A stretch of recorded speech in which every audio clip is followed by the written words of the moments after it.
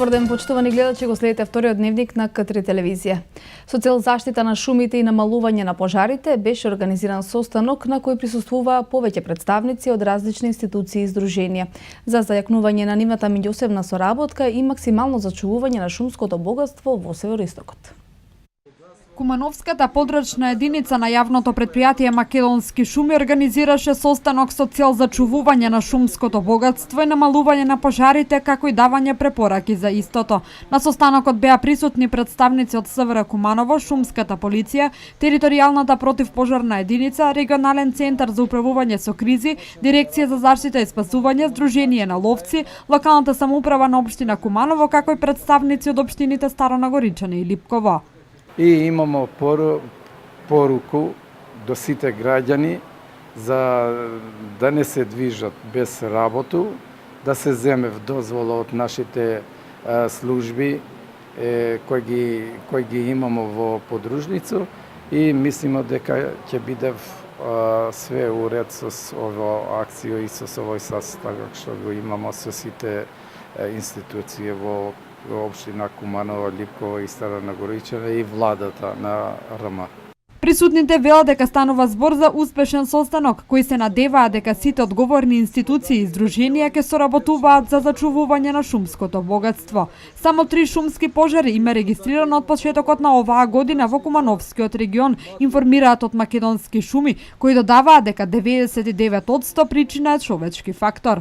Состанокот беше искористен да се осврнеме на оние мерки кои што како институции пред се ние како Македонски шуми ги преземаме од аспект на превентива. Беа спомнати двата проекти од кои едниот е со припадниците на Министерството за внатрешни работи, а тоа е кампањата Лето без пожари која што се спроведува втора година, и втората активност е кампањата со представниците на Противпожарен сојуз на Република Македонија, со која што населението го запознаваме кои се последиците од настанати пожари, зошто треба да се внимава и како треба да се однесуваат со цел да нема пожари, но исто така и како да постапат кога ќе забележат настанат пожар. На овој состанок исто така подискутиравме и за бесправните сечи, ја потенциравме до опремувањето и до екипирањето на шумотчуварската служба на Македонски шуми. На состанокот исто така беше презентирана и новата опрема на шумотчуварите. Станува збор за вкупно 320 униформи, финансирани од буџетот на јавното претпријатие Македонски шуми, за кои се потрошени 6,5 милиони денари. Во текот на вчерашниот ден, припадниците на Територијална противпожарна единица Куманово бележат 5 интервенции во своето работење, од кои поголемиот дел на запалена сува трева, информираат од Регионалниот центар за управување со кризи. Во текот на вчерашниот ден, припадниците на Територијалната противпожарна единица од Куманово бележат 5 интервенции во своето работење, од кои поголемиот дел на запалена сува трева, информираат од Регионалниот центар за управување со кризи. На улицата Доне Божинов бележат интервенција на запалена сува трева во период од 12 часот и 50 минути до 13 часот и 17 минути, со едно противпожарно возило и тројца пожарникари. Во период од 15 часот и 5 минути до 16 часот интервенирале во селото Лопате, поточно местото викано Војни магазин, каде исто така тројца пожарникари со едно противпожарно возило интервенирале на запалена сува трева. Интервенција бележат и во атарот на селото Проевце, исто така на запалена сува трева, и во чие гаснење учествувале тројца пожарникари со едно противпожарно возило. За причината на пожарите, материјалната штета и површината на истите се уште нема податоци. На патниот правец меѓу Скопје и Куманово, при вршење на внатрешна контрола, инспекторите од Одделението за истраги на Царинска управа пронашле поголема количина нарежан тутун во комби.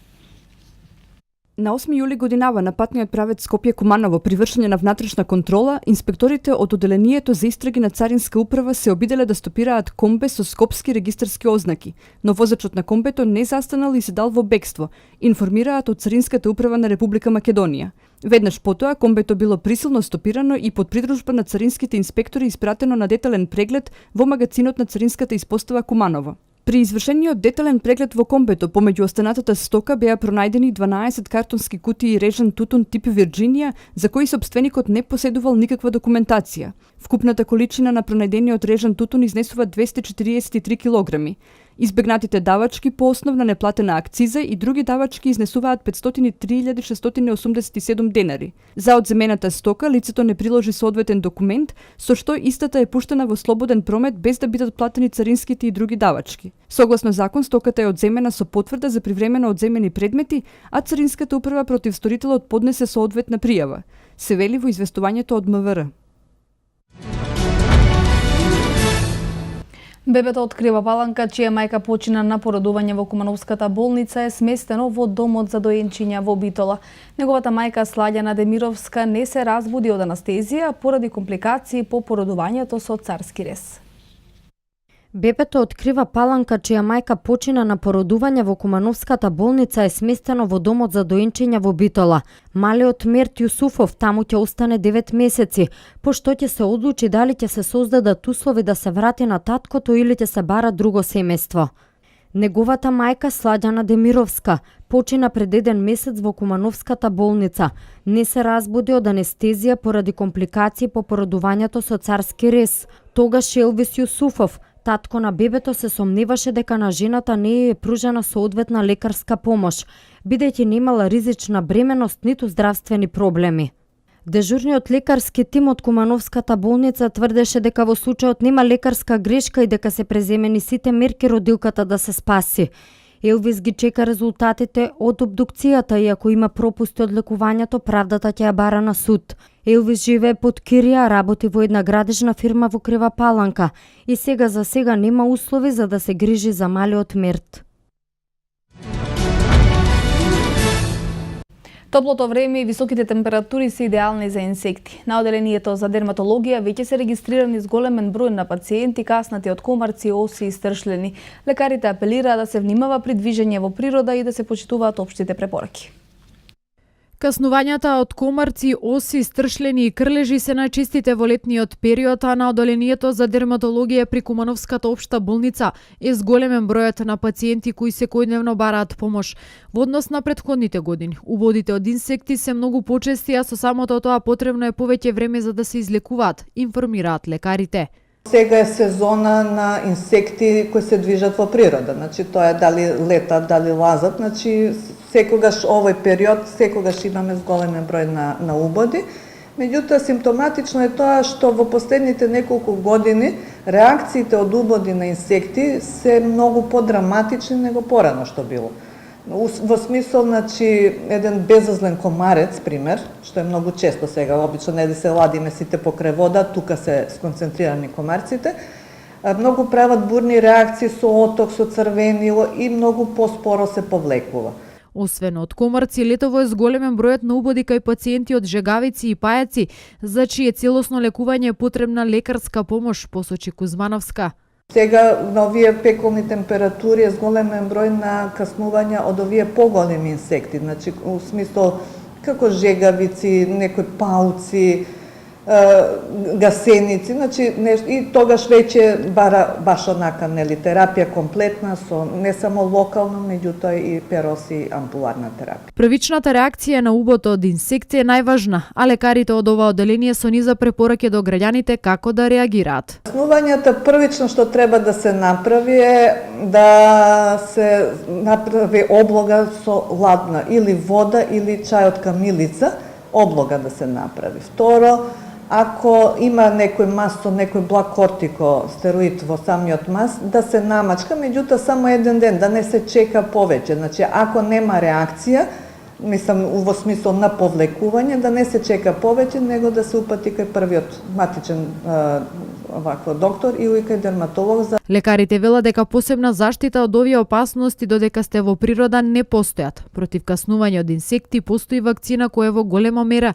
штити од здравствени компликации.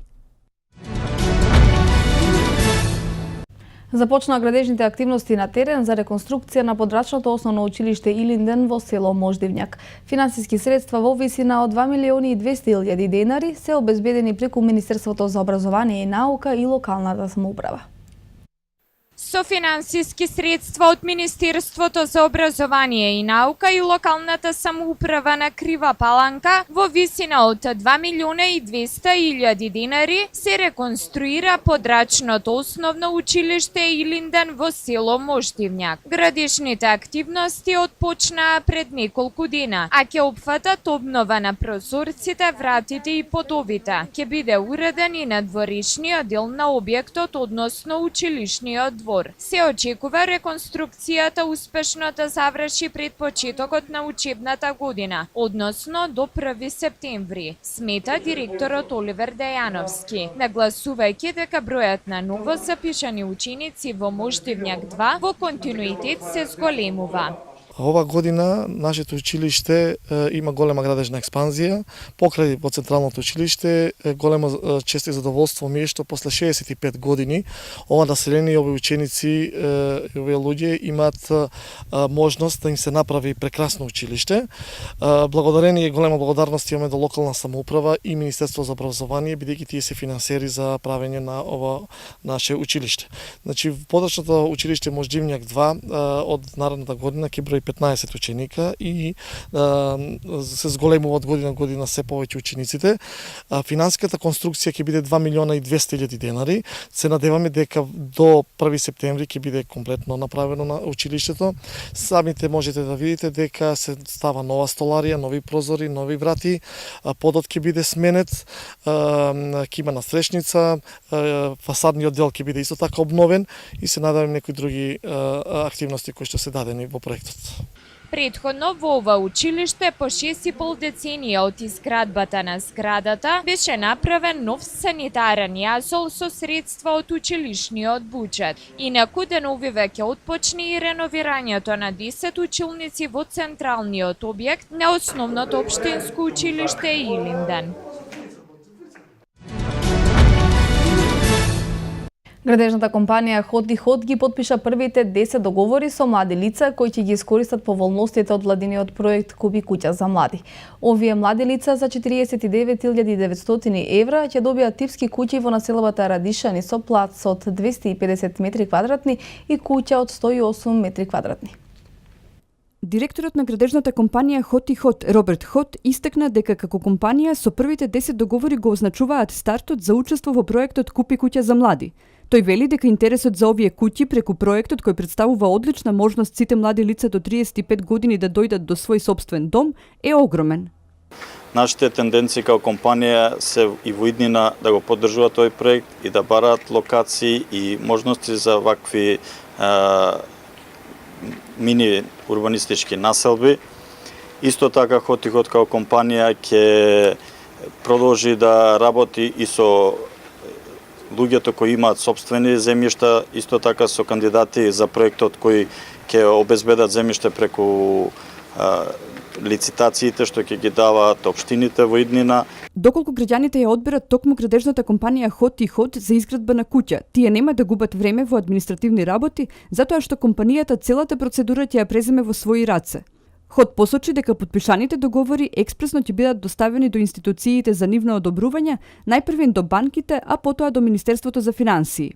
Досега одобрени се вкупно 18 апликации, од кои 16 се за изградба на нова куќа, а 2 се за доградба на куќа, од кои 17 се за моделот субвенција на ратата, а една е за моделот субвенција на учеството. Покрај овие одобрени барања, во банките во фаза на разгледување се околу 80 барања, кои треба во наредниот период да се обработат.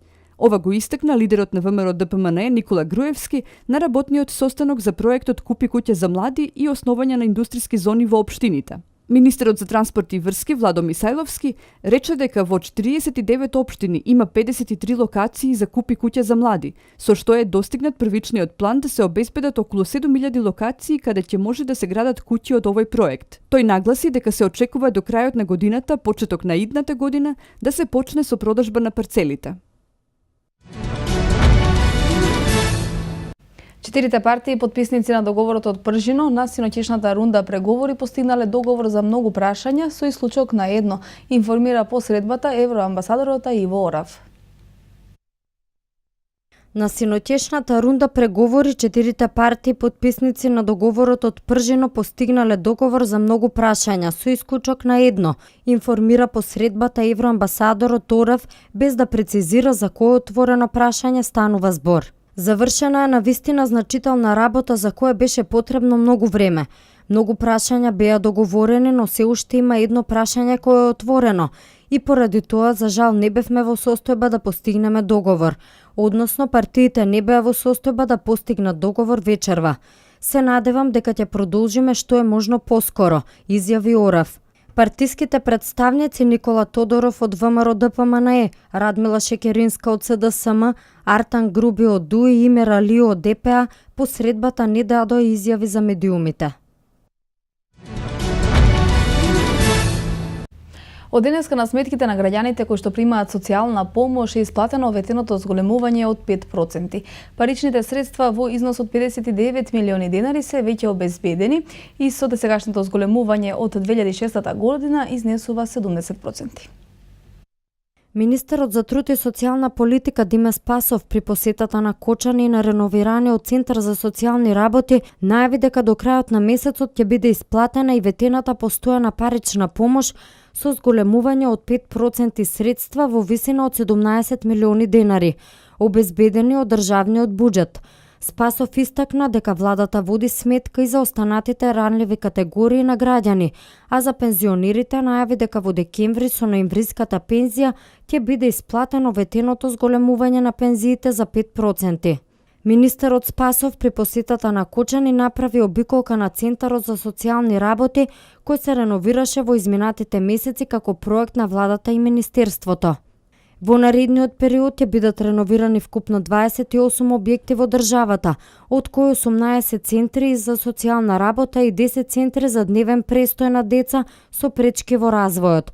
За оваа намена ќе бидат искористени средства во износ од 1 милион евра, од кои 800.000 евра се од Европската Унија, изјави Спасов.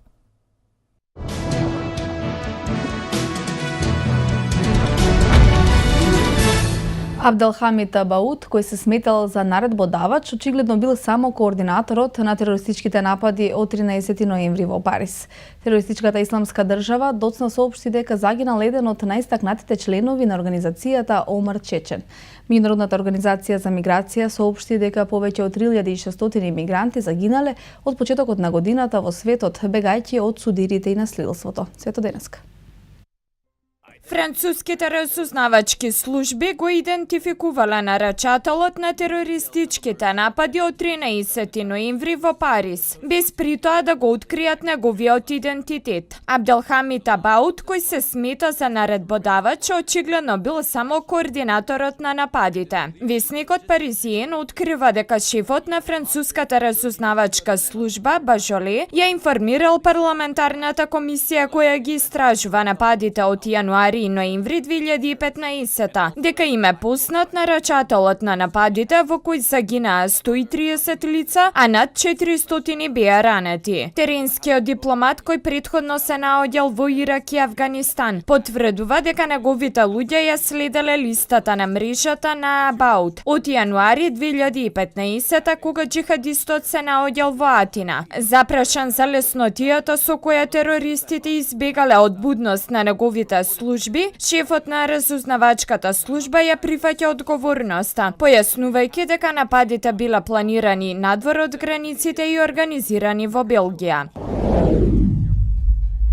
Терористичката исламска држава доцна синоќа соопшти дека загинал еден од најстакнатите членови на организацијата Омар Чечен, пренесува агенцијата Амак блиска до најосогласената терористичка организација на светот. Пентагон во март соопшти дека се верува Оти Шишани, познат како Омар Чечен, починал од повреди стобиени во еден воздушен напад врз неговиот конвој во североисточна Сирија, што не е во согласно со верзијата која вчера ја објави Амак. Војниот извор на Амак изјави дека Шишани е убиен во градот Шарклат, додека учествувал во борбите бранејќи го Мосул, последниот град во Ирак кој е под контрола на исламската држава.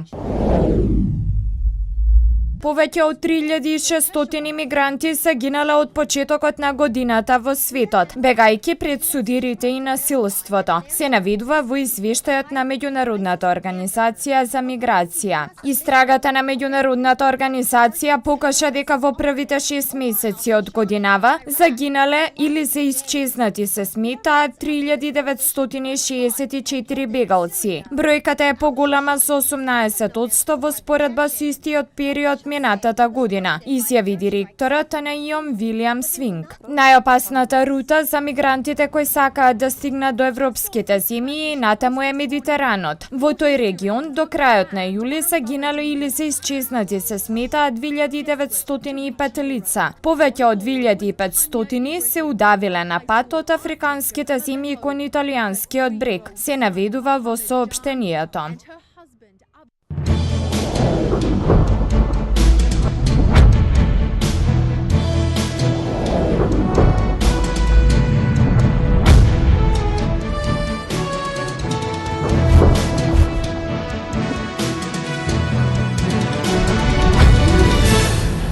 Кумановскиот спорт може да се пофали со ново модерно фудбалско борилиште. Свечено беше отворена Куманово Евроспорт арена, која што е современ и квалитетен спортски центар. Отворањето на Куманово Евроспорт арена се разбира го одбележа фудбалски надпревар, во кој што ревијално силите ги одмерија надежите од генерациите 2000 до 2009 година, беше подготвена и свечена програма. Како од звезди на вечерта настапија локални и регионални изведувачи, како и да е, во фокусот беше најважната споредна работа на светот. Фудбалскиот клуб Куманово Евроспорт е насочен кон развојот и напредокот на најмалите деца кои сакаат да се занимаваат со фудбалот. Во таа насока потребата и задоволството од изграденото.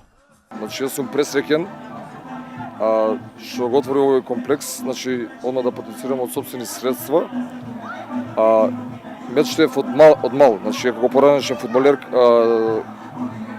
да направам еден комплекс каде што ќе малечките деца ќе израстат, значи, во големи спортисти, големи фудбалери, и со тек на времето, значи, тие да го направат истиот чекор што го направи јас. Сопствен терен, со услови што ги имаме сега, значи прераснуваме во еден многу посериозен клуб, со што се надеваме на многу поголеми успеси, на поголем чекор. Инаку клубот е формиран на 1 март 2004 година, досега настапуваше на туги арени, како и да е заслужи место меѓу најдобрите клубови за млади фудбалери во Македонија. Моментално во клубот тренираат околу 70 на деца од 7 до 16 годишна возраст. Сите деца се поделени по генерации и со нив работат лиценцирани тренери. Со овој спортски центар сакаме највеќе да ги привлечеме децата, да тренираат младите, со тоа што ќе организираме некои меѓународни турнири, па и ќе организираме еве сега еден турнир ни следува на 5 август, каде што ќе доаѓаат и повозрастни генерации, али со тоа сакаме малку да го дигнеме овој град со фудбалот во Куманово. Во задно време во светот секаде се користи вештачка трава како основен полигон за тренажен процес на фудбалски екипи, независно од кој узраст се тие. Кај нас во Куманово првпат се среќаваме со тоа да добиеме вештачка трава, доле дренажа, што е многу важно за млади категории, поради амортизација. Не е тоа бетон кој е многу штетен за зглобови, за кукови, за колена, така да овој полигон има само една мана, што не е 3 пута поголем, за да можеме да направиме уште повеќе подобри тренинзи. Најважната споредна работа на светот е меѓу омилените спортови во североисточниот регион на Македонија. Како и да е, во недостиг на врвни фудбалски успеси кај сениорите, досега се истакнуваат младинските школи.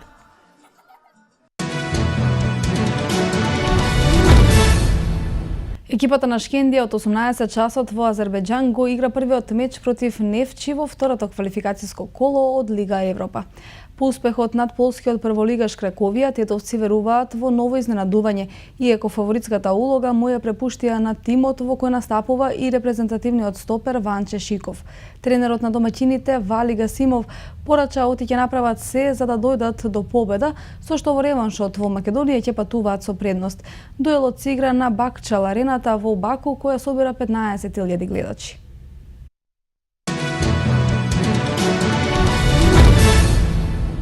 Фудбалската репрезентација на Македонија се задржа на 139-та позиција на ранг листата на Светската фудбалска федерација ФИФА. Според рейтингот, македонската фудбалска репрезентација од ривалите со кои што ќе игра во квалификациите за пласман на светското првенство е подобра само од Луксембург, кој што е на 182-то место. Најдобар рейтинг од ривалите на Македонија има Шпанија на 8-то место, потоа следува Италија на 10-тото, па Албанија која што е 37-ма и Израел на 76-та позиција. На врвот на FIFA ранг листата меѓу недобрите 5 нема промени. Аргентина е прва пред Белгија, Колумбија, Германија и пред Чиле.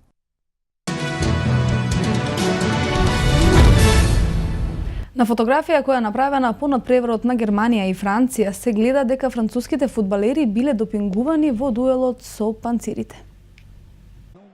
Германскиот весник Билд излезе со вест во која го прикажуваат мислењето на експерти од кои што побарале став за наводниот случај со допинг. Секое средство кое што се користи за да се добие предност над противникот се смета за допинг, стои во правилникот на Светската допинг агенција. Исто така, неколку германски експерти се согласија и заради големото количество на кофеин го оценија случајот за допинг. Сепак ова е само шпекулација и многумина не веруваат дека УЕФА ќе преземе некакви мерки. Талентираниот крилен напаѓач на Шалке Лерој Сане кариерата ќе ја продолжи во Манчестер Сити, тврди германски Билд. Како што наведува германскиот магазин кој ретко греши кога се во прашање трансферите, Сане ги договорил личните услови со Сити, а Шалке од трансферот заедно со бонусите ќе инкасира 60 милиони евра. Сане е трето засилување на Манчестер Сити во летниот преоден рок, откако претходно во тимот пристигнаа Илкај Гундоган од Борусија Дортмунд и Нолито од Селта. Грузиецот Заза Пачулија во наредната сезона ќе настапува во редовите на Голден Стейт. Американските медиуми шпекулираат дека искусниот грузиски центар потпишал едногодишен договор вреден $3 милиони. Пачулија има 32 години, минатата сезона го носеше дресот на Далас Маверикс и просечно по надпревар бележал по 8,6 поени, 9,4 скока и 1,7 асистенции по надпревар. Тоа е третото засилување за Голден Стейт во пресред на новата сезона по Девид Вест и Кевин Дурент. Тимот веќе го напушти Ендрю Богут, Херисон Барнс и Фестус Езили. Организаторот на отвореното тениско првенство на Соединетите Американски држави реши повторно да го зголеми наградниот фонд и на четвртиот Гранд Слем. Сезонава ќе се поделат $46,3 милиони или 4 милиони повеќе во однос на минатата година. Победниците во машка и женска конкуренција ќе добијат по $3,5 милиони и наградата за тенисерите што ќе освојат прво место е зголемена за $200,000. Двојно помалку ќе инкасираат финалистите, додека поразените во првото коло ќе добијат награда од $43,000.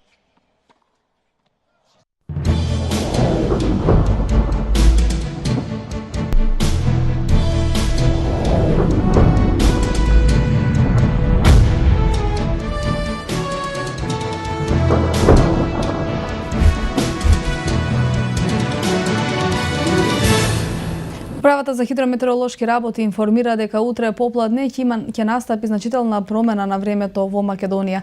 Предпладне ќе биде сончево со умерена облачност, а попладне на повеќе места ќе има нестабилна облачност со пороен дожд и грмежи. Локално во форма на невреме со заселен ветер и услови за појава на град.